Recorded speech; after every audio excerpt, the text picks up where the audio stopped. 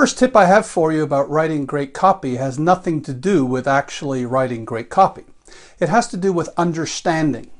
Before you can write great copy, you need to have what's called a big idea. And before you can have a big idea, you need to have a great insight. And before you can have a great insight, you need to do lots of research. All effective copywriting starts with understanding. You're never writing in a vacuum. Your copy never appears in a vacuum. You have competitors. You have competing products. You have competing advertisers, offline and online. You face shifting consumer tastes. You can only write effective copy if you understand what you are selling, who you are selling it to, and why the buyer should buy your product instead of a competing product.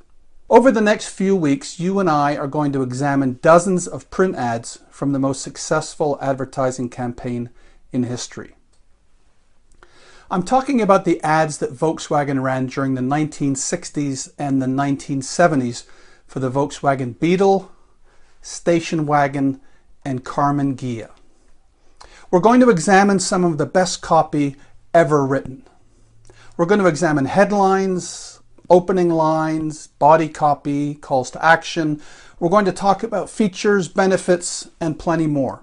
But before we do that, we have to start at the beginning.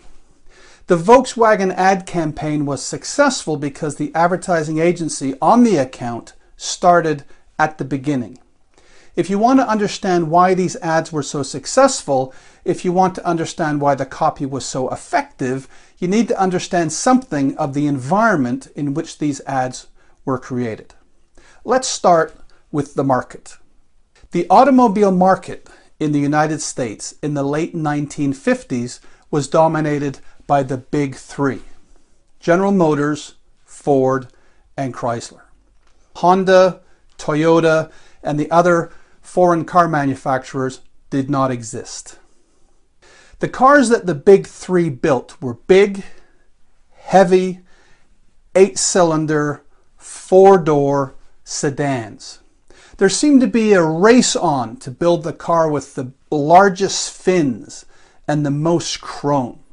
The fad was to have everything powered: power steering, power locks, power windows, powered radio antennas. This was all new in the late 1950s. A few things to note about these cars.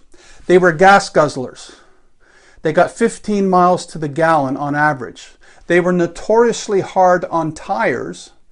They were long, which made them hard to park, and they burned a lot of engine oil. The big three car manufacturers were the competition that Volkswagen went up against with their ad campaign. So let's look at the competition's ads.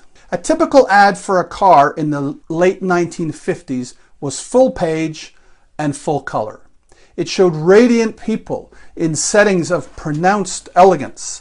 The ads featured large blocks of copy. The overall impression that the advertisers strived for was that buying their latest model took you a step higher in the social ladder. If you bought their latest model, you were a somebody and you moved in a better social circle than others. Into this competitive landscape arrived the Volkswagen car. Unlike its competitors, it had 2 doors, not 4.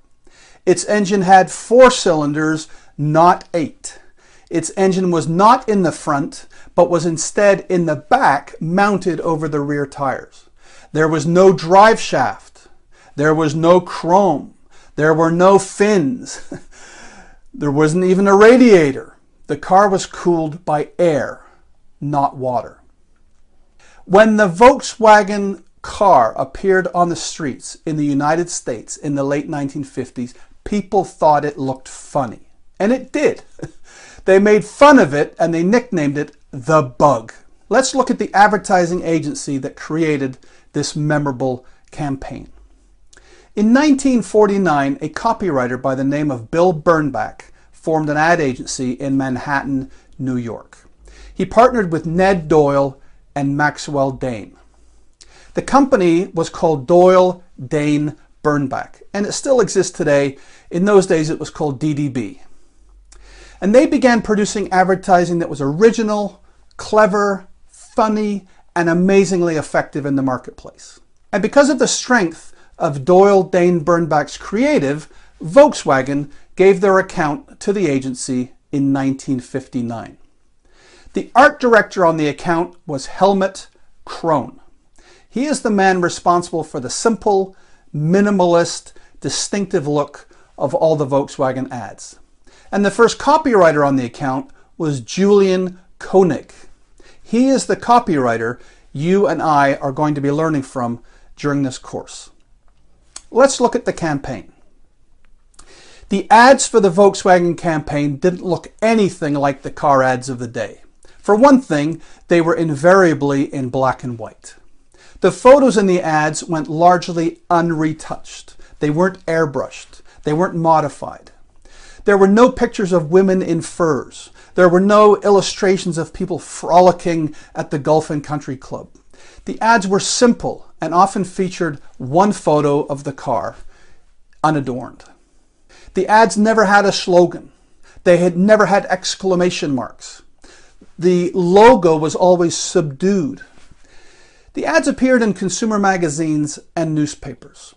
Each Volkswagen ad was designed to be so complete that it could stand alone as a viable advertisement on its own, even without addressing all aspects of the automobile. And for your interest and mine, the copy was also different from the copy of the day. It was irreverent.